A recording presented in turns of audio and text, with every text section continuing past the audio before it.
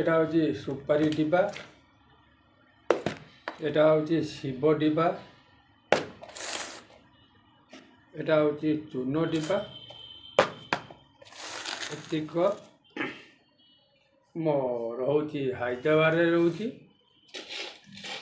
ପାନ ବନେଇଛି 1 2 3 4 5 6 ତ ମୁଁ ଏ ପାନ ବନେଇକି ଖାଉଛି ଘରୁ ଗାଁରୁ ମଗେଇଛି, ଗାଁରୁ ମଗେଇକି ଖାଉଛି। ଏଠି ହେଉଛି ଗୋଟିକା 10 ଟଙ୍କା, ପାନ ହେଉଛି 5 ଟଙ୍କା।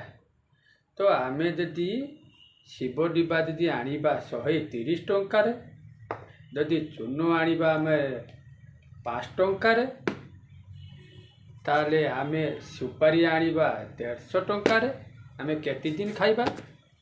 ଆପଣମାନେ ଚିନ୍ତା କରନ୍ତୁ କି ଆମେ 15 ଦିନକୁ ଯିବ। ଚୂନ ଡିବା ଆମେ ଯାହା ହେଲେ ବି ଆମର 6 ମାସ 7 ମାସ ଧରିଯିବ। ଶିବ ଡିବା ବି ଆମେ ଯଦି ପାନ ଖାଇବା ତାହେଲେ ଆମକୁ 20-25 ଦିନ ଯିବ। ଗୋଟେ ପାନରେ ଆମେ ଏତେ ନିଶା କରିଛେ, ଯଦି ନିଶା କରିକି ଯଦି ଆମେ ପଇସାକୁ ଯଦି ଆମେ ଖର୍ଚ୍ଚ କରିଦେଇ, ତାହେଲେ ଚିନ୍ତା କରନ୍ତୁ ସଂସାରରେ ଚଳିବା ପାଇଁ ବହୁତ କଷ୍ଟ। ଆମେ ପାନର ଏତିକ ଯଦି ଆଣିକି ଆମେ ବନେଇକି ନେଇଯାଇ ଡ୍ୟୁଟିକି ଯାଇ କାମ ଆମେ ଡ୍ୟୁଟି କରୁଛେ। ଡ୍ୟୁଟି କଲେ ଆମେ ଏତିକ ପାନରେ ଆମେ ପଇସା ବଞ୍ଚିଯିବ। ଯଦି 10 ଟଙ୍କା ଯଦି ଆମେ ଡେଲି ଯଦି ଗୋଟିକା ଖାଇ, ତାହେଲେ ଆପଣମାନେ ଚିନ୍ତା କରନ୍ତୁ, ତାହେଲେ ଡେଲି 10 ଟଙ୍କା ଲେଖା ପଡ଼ିଲେ ଆମେ ମାସକୁ 300 ଟଙ୍କା ଖର୍ଚ୍ଚ, ତାହେଲେ ପାଇଲେ ଆମେ କେତେ? 15,000 ଟଙ୍କା।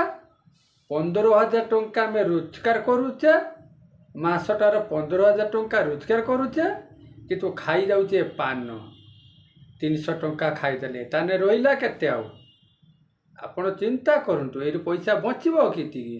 ସଂସାର ଅଛି, ଘର ଭଡ଼ା ଅଛି, ନିଜର ଖର୍ଚ୍ଚ, ସଂସାର ଖର୍ଚ୍ଚ କେମିତି ବଞ୍ଚିବ? ଯଦି ଆମେ 500 ଟଙ୍କା ଯଦି ଆଣିକି ଆଣିକି ରଖିଦେଇ, ତାହେଲେ ଆମକୁ କେତେ ଦିନ ଚାଲିଯିବ? ସେଇ ପଇସା ଆମର ବଞ୍ଚିଛି ତ ଯିବ। ଆପଣ ଯଦି ଯଦି ଆପଣଙ୍କର ଯଦି କଥାଟା ଠିକ୍ ଲାଗିଲା, ଯଦି ମୋତେ ଭଲ ଲାଗିଲା, ମୁଁ ଏଇ ଜିନିଷଟା ମୁଁ ଭିଡ଼ିଓ କରିଛି। ଯଦି ଆପଣଙ୍କୁ ଭଲ ଲାଗିଲା, ତାହେଲେ ଆପଣମାନେ ମୋତେ ଲାଇକ୍ କରନ୍ତୁ।